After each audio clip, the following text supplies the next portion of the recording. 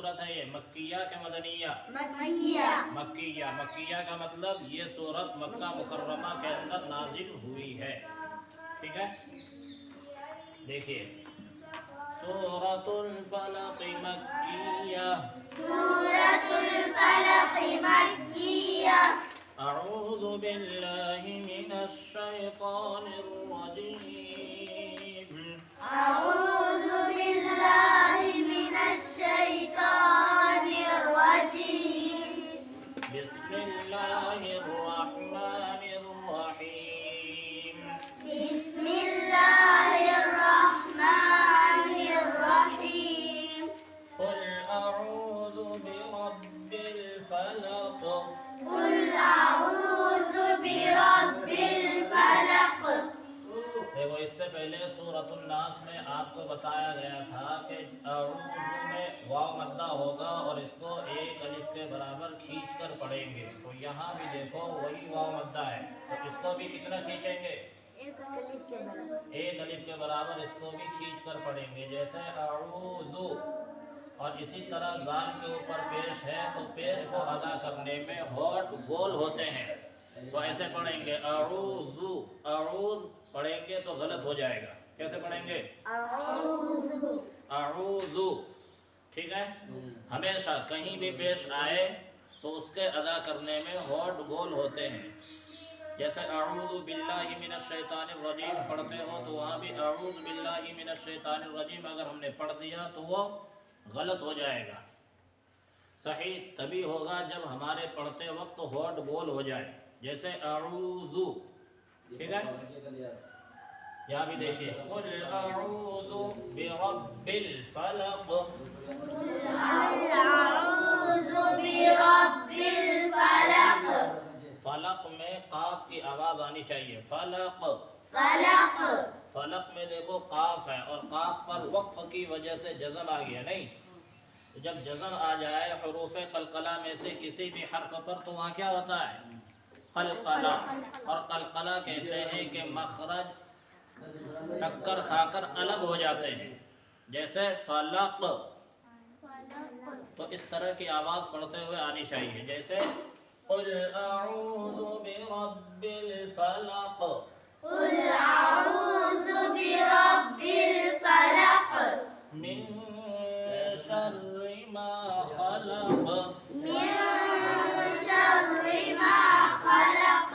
من شر میں اخفا ہوگا، اس لیے ایک الف کے برابر ناک میں آواز چھپا کر پڑھیں گے، جیسے من شر، من شر، ٹھیک ہے؟ پڑھو من شر، من شر ما خلق، من شر ما خلق۔ من شر میں دیکھو را کے نیچے زیر ہے، اور جب را کے نیچے زیر آ جائے تو را کو کیا کرتے ہیں ہم لوگ؟ باریک، تو اس را کو کیسے پڑھیں گے؟ باریک، شاباش، جیسے من شر، من شر، ٹھیک ہے؟ من شر ما خلق، من شر ما خلق۔ ومن شر، تو اس میں کون سا قاعدہ ہوگا بتاؤ؟ اخفا، اس میں بھی اخفا ہوگا، دیکھو یہاں بتایا گیا ہے نا، تو جو قاعدہ اس میں ہوگا وہی اس میں ہوگا، جہاں بھی نون ساکن کے بعد حروف اخفا کے 15 حرفوں میں سے کوئی بھی ایک حرف آ جائے تو وہاں اخفا ہوگا، یعنی تھوڑی دیر ناک میں آواز کو چھپا کر پڑھیں گے، ٹھیک ہے؟ تو یہاں بھی دیکھیے وَمِن شَرِّ، اور را کے نیچے زیر ہے تو را کو کیسے کریں گے؟ باریک، وَمِن شَرِّ غَاسِقٍ إِذَا وَقَبَ، ومن شر غاسق إذا وقب۔ غاسق اذا وقب میں بتاؤ کون سا قاعدہ ہوگا؟ یہی تو امتحان ہے نا کہ جو نورانی قاعدے میں قاعدے آپ نے پڑھے ہیں وہ یاد ہے یا نہیں ہے؟ دیکھو نورانی قاعدے میں پڑھتے وقت آپ نے بتایا لیکن اس کی پریکٹس نہیں کی، مشق نہیں کیا، تو یہاں سمجھ میں نہیں آ رہا ہے۔ بہت سمپل قاعدہ ہے، پھر بھی بولنے میں اتنا ٹائم لگ رہا ہے، پتہ کیوں؟ محنت نہیں کی۔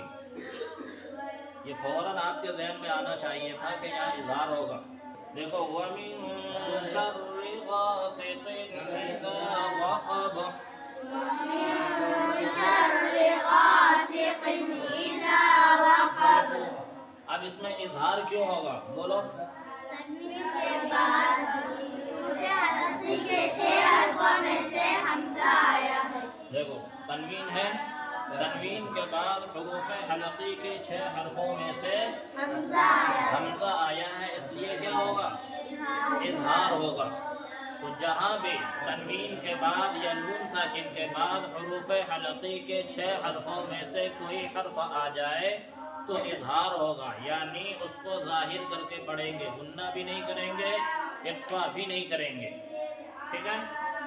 پھر پڑھیے وَمِن شَرِّ غَاسِقٍ إِذَا وَقَبَ، ومن شر غاسق إذا وقب۔ اذا وقب میں اذا کو کتنا کھینچیں گے؟ ایک الف کے برابر، ایک الف کے برابر، کیوں؟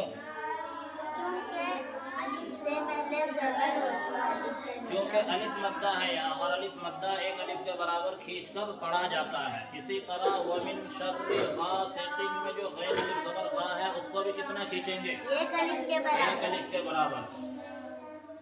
اور یہاں وقب میں قلقلہ ہوگا کہ نہیں؟ ہوگا، کیوں ہوگا؟ کیونکہ حروف قلقلہ کے 5 حرفوں میں سے با کے اوپر جزم آیا، با کے اوپر جزم آیا ہے وقف کی وجہ سے، وقف کی وجہ سے۔ ٹھیک ہے؟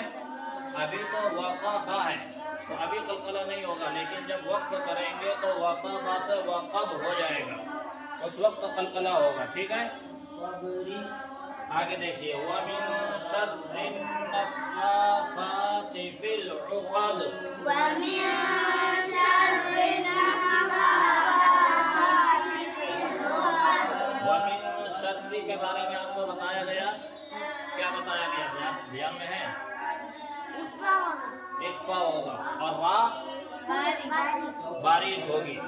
دیکھو اخفا کیوں ہوگا؟ اس لیے کہ نون ساکن کے بعد حروف اخفا کے 15 حرفوں میں سے شین آیا ہے، اس لیے اخفا ہوگا، اور را باریک اس لیے ہوگی کہ را کے نیچے زیر آیا ہے۔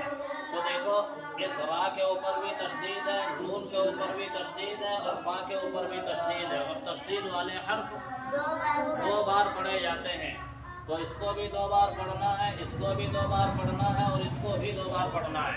جیسے من شر ایک ہو گیا، رن ہو گیا نا 2، را 2 ہو گیا، نون 1 ہو گیا۔ اب اس کو اس میں ملائیں گے تو نف ہو جائے گا، من شر نف، ٹھیک ہے؟ اب فا کے اوپر دیکھو کھڑا زبر ہے تو فا کو ایک الف کے برابر کھینچیں گے، کیا ہو جائے گا؟ نفا، ٹھیک؟ پھر اس کے اوپر کھڑا زبر ہے، اس کو بھی کتنا کھینچیں گے؟ ایک الف کے برابر، تو کیا ہو جائے گا؟ نفا فا، تا کے نیچے زیر، زیر کو کیسے پڑھیں گے؟ تو کیا ہو جائے گا؟ نفا فا تی، نفاساتی۔ ٹھیک کو نہیں کھینچنا ہے۔ فی العقد، فی العقد، عقد میں بھی کون سا قاعدہ ہوگا؟ قلقلہ۔ کیوں قلقلہ ہوگا؟ کہ وقف کی وجہ سے دال پر جزم آ رہا ہے وقف کی وجہ سے، ٹھیک ہے؟ اب اس کو دیکھیے وَمِن شَرِّ النَّفَّاثَاتِ فِي الْعُقَدِ، ومن شر النفاسات في العقد۔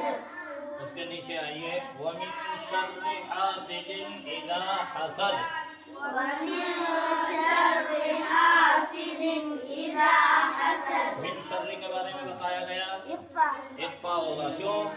کیونکہ حروف اخفا کے 15 حرفوں میں سے شین آیا، شین آیا۔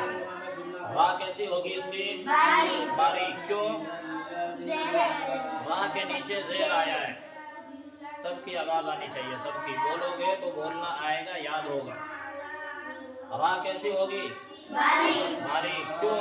را کے نیچے زیر، را کے نیچے زیر ہے اس لیے را باریک ہوگی۔ اور حاسد اذا حسد میں دیکھو ہا کے بعد الف ہے، تو الف سے پہلے ہا کے اوپر زبر ہے، الف سے پہلے زبر ہو تو کیا ہوتا ہے؟ الف مدہ، تو اس کو ایک الف کے برابر کھینچ کر پڑھیں گے، جیسے وَمِن شَرِّ حَاسِدٍ، ٹھیک ہے؟